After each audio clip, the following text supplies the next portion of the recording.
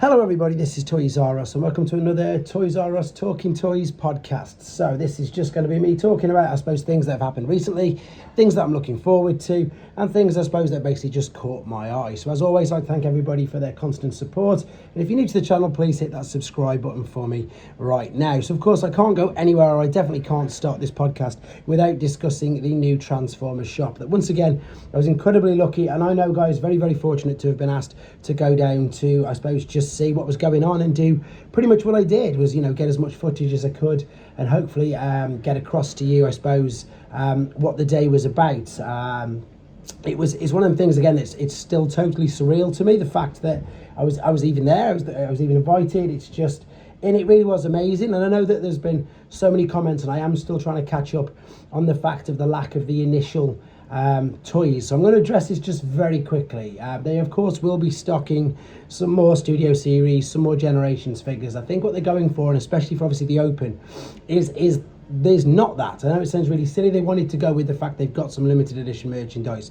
They wanted to go with the fact that they've got, such a great, obviously, relationship with the Skybound Comics guys and Figpin and all that sort of stuff. And if you haven't seen my video on the review of the day yet, the thing that impressed me the most was the manager, Warren. He's basically, he was saying, and I've had a couple of chats with him since, that his relationship is sort of so strong with the companies, obviously with Hasbro, because of course he collaborated with them to open the shop, but also with the other companies that do make, Transformer licensed products. And again, if you've not heard this, then you'll be quite interested. If you have, I'm sorry, I'm just going to say it again. So his relationship, he even said this, he did a speech, for some reason I didn't record it, and he was basically saying that, the shop is going to be constantly evolving. We could say transforming, but that's a bit cheesy, but no, constantly evolving. They're going to be listening to fans.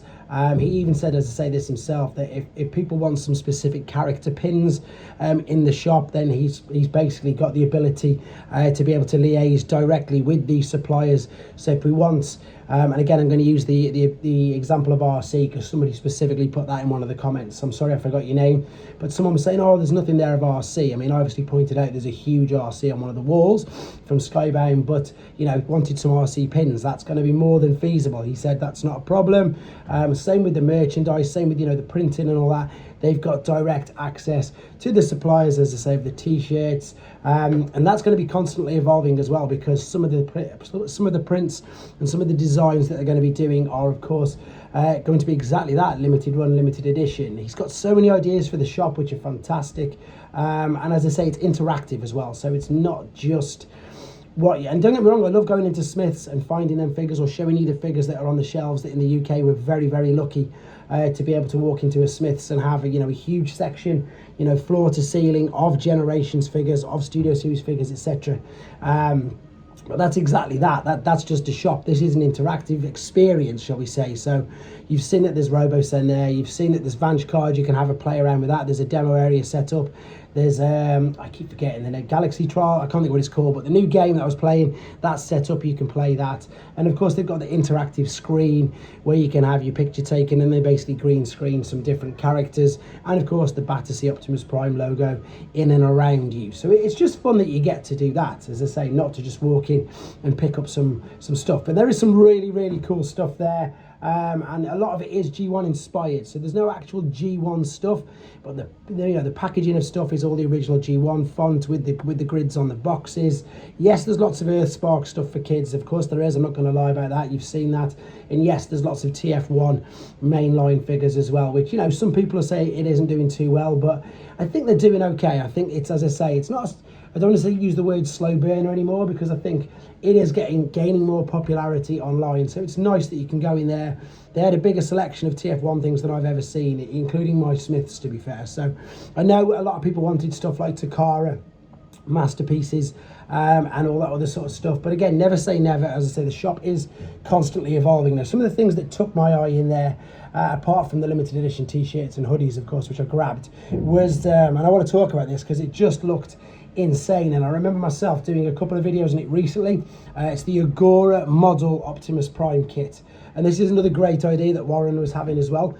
He wants to, because it's not a cheap kit, it's not a small thing, it's that massive 78 centimeter tall Optimus Prime that when fully built weighs 13 kilograms, which is over 30 pounds. It's huge. It comes in packages, a bit like a subscription service, and he's got a great idea of, just building a section of that up a month, keeping pretty much what I wanted to do with things as well, but I haven't got around to doing with my fan home one yet. But yeah, making the store interactive, making the store a place, as I say, for exactly that.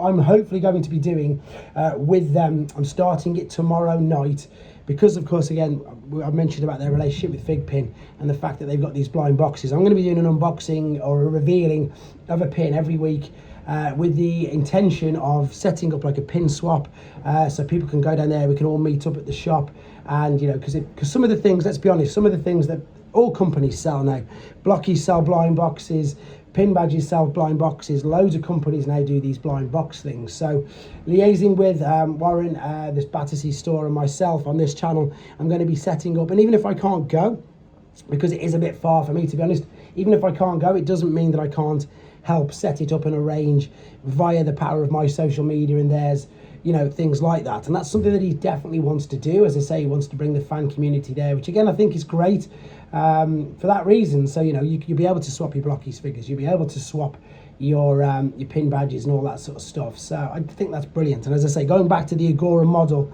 it was just huge. It's something that I would, to be honest, I'd love it. I would really love it, but I haven't got the space at all. It's just too big. It's bigger than Unicron from the original HasLab. So, and again, the weight and probably the cost as well, to be fair. But I like the idea of the fact that if you're new, or if you have got the space, and of course you've got the disposable income to get it, then it's something that I would definitely be thinking of purchasing, just because of how good it did look. The other thing I wanted to quickly add as well, that it is probably much easier to get there by public transport than what I did. I just didn't want to take a risk with the public transport. Again, if you're new to the channel, you would not have known about, I suppose, the trials and tribulations that I've had in getting to London a couple of times this year for various other events. So it's very close to all public transport in London. And I think when I go down again, I will probably do something like drive down to Watford and then catch the train in from there. So it's sort of like a 2/3 and a third way in, just because of how much easier it would seem to be. So again, guys, I'd strongly advise you going down. I'm not too sure how much longer Pipar's there, but again, I'm going to talk about them. In fact, I'll talk about them now. So the guest that they had there was obviously Pipar, the guy who did the mural. Is it the mural? I'm not sure what it is. I called it the mascot. I called it whatever it is. But he was just such a lovely, down-to-earth guy. And it's quite funny because myself, Six, and a couple of the other guys who were chatting to him, we sort of, even though he's got a vague interest in Transformers and an appreciation, shall we say, we were talking about it, I suppose, in such depth, and then without realising, he's then reminiscing of all the old figures that he used to have, and of course he's explaining them, and of course we know what they are straight away. So I'm like getting a picture up and showing it, and you can see in his face, that like, oh, and then he himself a couple of times said, I need to get up into my mum's loft, to dig them all out. So it was great to sort of, A, just to meet him, B, to see. I love artists because it's something that I'm useless at, and I hold my hands up quite honestly. I can't draw really at all. I'm obviously useless on computers. So anything that's sort of creative, my wife's creative as well, so she's very good at stuff like that. That's probably why we blend so well. And I'm just useless at it. I just appreciate it so much. And the fact that he was just able there, people were going up to him. It was his idea as well. We had a bit of an interval between the morning and the afternoon session, and he said he was going to go to his hotel, and then he's going to draw just a quick sketch of like my favourite character. And of course I told him it was Scorponok, and if you've probably already seen that particular picture either on my Instagram or on here, and he just obviously, I don't know how long it took him, but it couldn't have took him too long, because later on I'd showed everybody how good it was, and then I don't know if it was my fault or it was a good or a bad thing, but lots of people then started asking him to do them ones, which is brilliant. And he just literally did. He just set up by the till with a couple of pencils. People were showing him or telling him his favourite character was, and in a couple of minutes he was just literally doing this freehand picture, and it was just so good. And again, it's good to chat with him. I'm thinking about doing again some more stuff with these sort of podcasts, getting some actual interviews on, because obviously I've got direct contact with him now, and I've already seen some of his future work, which I'm obviously not going to discuss, but it does involve more Transformers. That's all I want to say, and it looks good, guys. And as I say, I think at the moment, I know that a lot of people still always say that, you know, and I get messages, and I don't know why, that people are so negative. If people want to be negative, that's absolutely fine, but I do get messages like, oh, Hasbro's on its knees, this is going to happen, that's going to happen, you know, it's dying, etc., etc. But for the meantime, even if I don't believe that's the case, I really don't believe that's the case at all, but in the meantime, let's just embrace what we've got. We've got an amazing comic series that really is that good. We've got designers who we can interact with, and you know, and they do genuinely listen. We've got reissues of products, new, old, etc. It's a good time to be a Transformers fan. We've got the world's first store, and as I say, it's so great that a lot of the fans or people who enjoy the Transformers as a kids are now, as I say, as adults, involved in creating stories, creating artwork, creating actual figures of the things that we all love. As I say, I think personally that we're in a good place being Transformers fans. You know, to me, it doesn't really bother me the fact that Hasbro are not going to be financing any more movies. That's absolutely fine. I think they've tried that. I think that they've done it to death. I think they've done too many too fast, and that's obviously why I think interest has dwindled. The same with anything. The same with any fandom.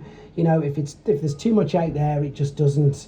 It just also, even Star Wars did, you know, they got too much Star Wars, it just sort of all of a sudden just sort of, not disappears, but it doesn't have the same impact and the same effect. So as far as I'm concerned, a good break, even though typically the last movie was one of the best ones they've ever done. In fact, it was the best one since the 86 movie, and, you know, there's a strong case for it being actually the best one.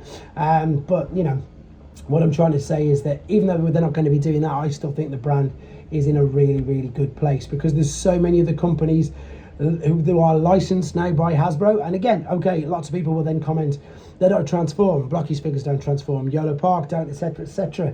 But also, and this is again speaking to the fandom, this is my opinion sort of changed, and I've admitted that. Before, I would have quite, you know, 5 years ago, before I started this channel, whatever it was, 4.5 years I've been doing this now, if you'd have even shown me something that didn't transform, I wasn't interested. As I've said very, very, you know, frankly, even in my earlier interviews, the only reason I brought the Action Masters from G1 is purely to complete the collection. I didn't really have an interest in them, but like now, as I say, I've seen Blockies, I've seen Yolo Park, I've seen 3-0, I've seen the Agora model, and I suppose that's the thing now. You know, it's and I know I'm going to give Ben as an example here, to be honest, bless him, but it doesn't matter, he won't mind me saying this because he openly admits it. He actually buys all the Masterpiece figures, or used to buy the Masterpiece figures, but never once transformed them, and these are his words, not mine. So as I say, he would now prefer to buy the Yolo Park.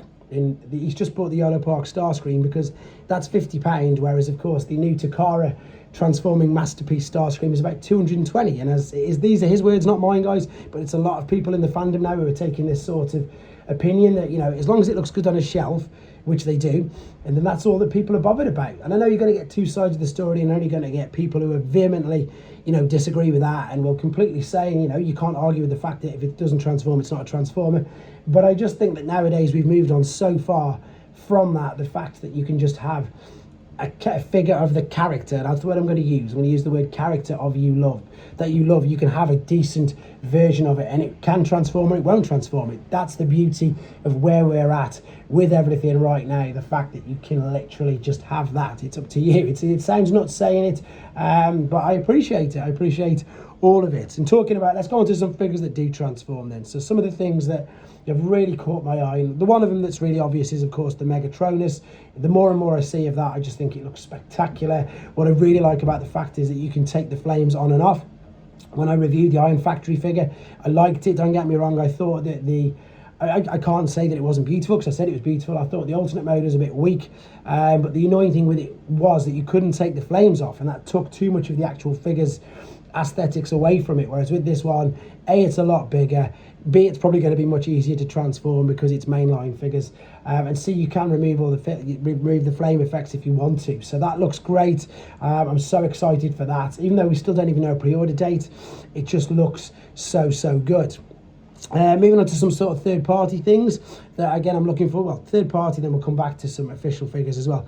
The DNA upgrade kit for Vector Prime. Again, someone's already commented that it's not an upgrade kit unless you've got the minigun. The Minicon, again, can't argue with that, but I think that some companies...